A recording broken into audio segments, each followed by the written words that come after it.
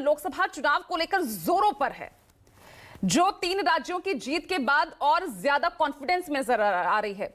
राम मंदिर के मुद्दे को लेकर और ज्यादा आश्वस्त दिख रही है, जिसकी एक बानगी हमने कल देखी, जो जनवरी के एंड तक उम्मीदवार भी उतार देगी, इस बात का भी दम भर रही है। और एक तरफ वो इंडिया गठबंधन है जो 16 महीने की कवायद के बाद एकजुट हुआ भी, 4 बैठकें भी हुई, सीट शेयरिंग को लेकर चर्चा हुई, लेकिन फैसला अभी तक नहीं हुआ।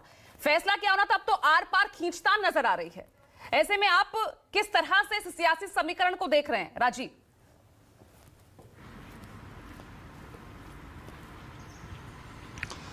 देखिए पूजा, आज 2003 का साल का अंतिम दिन है और कल से नया साल शुरू हो रहा है जी। भारत की राजनीति में 2024 का जो साल है, मेरी समझ से 2024 का जो अगला साल है कल से, वो जो है वो देश की राजनीति का सबसे महत्वपूर्ण साल आजादी के बाद का हो सकता है, ऐसा मुझे लगता है। जहां तक बात मैं इसलिए ऐसी कह रहा हूं क्योंकि इसके पीछे जो राजनीति अब तक हुई है वो इस तरीके से न पोलराइज्ड थी कभी, और न इस तरीके से एक पार्टी और नेता इस स्तर पर ताकतवर था और दूसरी तरफ जो लोग थे उनमें कहीं कुछ तय नहीं था। अगर आप देखें इसके पहले जो भी घटनाएं घटी है, इंदिरा गांधी के खिलाफ जब सारे विपक्षी दल एक हुए थे तो जेपी जैसी एक शख्सियत सबके बीच में सेतु का काम कर रही थी और उनकी जो क्रेडिबिलिटी थी, जेपी जिस उम्र में 74 साल की उम्र में उन्होंने जो इंदिरा गांधी के खिलाफ विद्रोह का विरोध का बिगुल बजाया था, आज पूरी विपक्ष में ऐसा कोई नेता दिखाई नहीं पड़ता है। हालांकि एक इत्तेफाक है कि नीतीश कुमार की उम्र भी 73 साल है। दूसरी बात यह है कि ये जो राम मंदिर का मामला है, इसको भारतीय जनता पार्टी की तैयारियां किस तरीके की है उसकी एक झांकी कल आपने देख ली। और अभी आने वाले मुझे लगता है कि 14 तारीख के बाद जो उस 22, 23, 24 तक पूरा ढिढोरा भारतीय जनता पार्टी इसकी पीटने की कोशिश करेगी। लेकिन मुझे नहीं लगता कि चुनाव तक जाते जाते राम मंदिर चुनाव का बहुत बड़ा मुद्दा बन जाएगा। हालांकि बीजेपी अपनी एक कोशिश करेगी। उसकी वजह मुझे ऐसा ये लगता है कि देखिए, देश में बहुत सारे राज्य ऐसे हैं, जैसे पश्चिम बंगाल हुआ, नॉर्थ ईस्ट हुआ, जैसे उड़ीसा हुआ, जैसे साउथ के सारे स्टेट्स हुए। इन स्टेट्स में बहुत ज्यादा असर राम मंदिर के नाम पर वोटों पर होगा, मुझे नहीं लगता। दूसरी बात, उत्तर भारत में जहां सबसे ज्यादा असर होने की बात है और सबसे ज्यादा तैयारी की बात है, उन सारी जगहों पर करीब करीब भारतीय जनता पार्टी अपने चरम पर है। 2019 में वो उसमें सारी की सारी सीटें वो जीत चुकी है।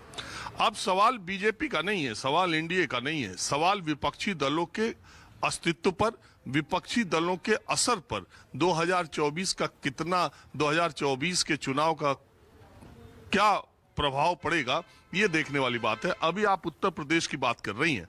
समाजवादी पार्टी के 30 साल के अपने गठन के बाद इस समय समाजवादी पार्टी चुनावी दृष्टि से या विधानसभा और मतलब विधायिका में अपनी उपस्थिति की दृष्टि से सबसे कमजोर स्थिति में है।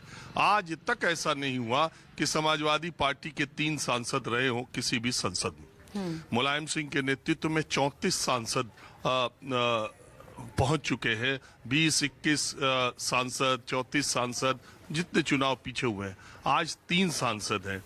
विधायकों की दृष्टि से स्थिति कुछ ठीक मानी जा सकती है, लेकिन समाजवादी पार्टी के लिए उत्तर प्रदेश में 2024 का इम्पोर्टेंट का चुनाव करो या मरो की स्थिति में है। अखिलेश यादव के नेतृत्व में 17 का चुनाव समाजवादी पार्टी हारी है, 19 का चुनाव हारी है, 22 का चुनाव हारी है, और अगर 24 के चुनाव में प्रदर्शन उनका ठीक नहीं रहा तो निश्चित तौर पर आप समझिए कि उनसे जुड़ा एक बड़ा मतदाता कांग्रेस पार्टी की तरफ शिफ्ट होगा और समाजवादी पार्टी हमेशा के लिए कमजोर होने के रास्ते पर बढ़ सकती है। हालांकि वो उत्तर प्रदेश की सबसे बड़ी पार्टी है विपक्ष की, लेकिन अगर उसने 24 में अपना प्रदर्शन ठीक नहीं किया तो फिर उसके और कमजोर होने के दिन शुरू हो जाएंगे। ठीक इसी तरह से टीएमसी के लिए भी करो या मरो की स्थिति है। अगर टीएमसी बीजेपी के सामने तन के खड़ी नहीं हुई तो यकीन मानिए कि अगले विधानसभा चुनाव में उसके पैर डगमगाने लगेंगे। और ममता बनर्जी वैसे भी जब तक हैं तभी तक टीएमसी है, और ममता बनर्जी के लिए बीजेपी एक बहुत बड़ा खतरा बनकर के सामने उतरेगी। ठीक इसी तरह बिहार में 2024 में अगर नीतीश कुमार और लालू यादव थोड़ा भी फिसले तो आप यकीन मानिए कि भारतीय जनता पार्टी अकेले दम पर विधानसभा में वहां सरकार बनाएगी, और वहां पर लोकसभा की दृष्टि से भी उसके सांसदों की संख्या सर्वाधिक होगी। ठीक इसी तरह से महाराष्ट्र में अगर महाविकास अघाड़ी ने सही तरीके से गठबंधन नहीं किया, हाथ नहीं मिलाए और तीनों मिलकर नहीं लड़े, तो यकीन मानिए कि बीजेपी महाराष्ट्र की सबसे बड़ी लोकसभा की पार्टी होगी, और अकेले दम पर महाराष्ट्र में वो सरकार बना ले तो कोई कम बात नहीं होगी। तो 2024 का चुनाव इन सारे पार्टियों के अस्तित्व पर, विपक्ष के भविष्य पर एक बहुत बड़ा 2024 का चुनाव होने जा रहा है। आप यकीन मानिए अगर 2024 में हैट्रिक मार के प्रधानमंत्री नरेंद्र मोदी सामने आए तो फिर देश तैयार रहे कि कितने बड़े बड़े बदलाव होंगे, और खास करके ब्लैक मनी पर जो काम होगा उसका तो सबको पता ही है।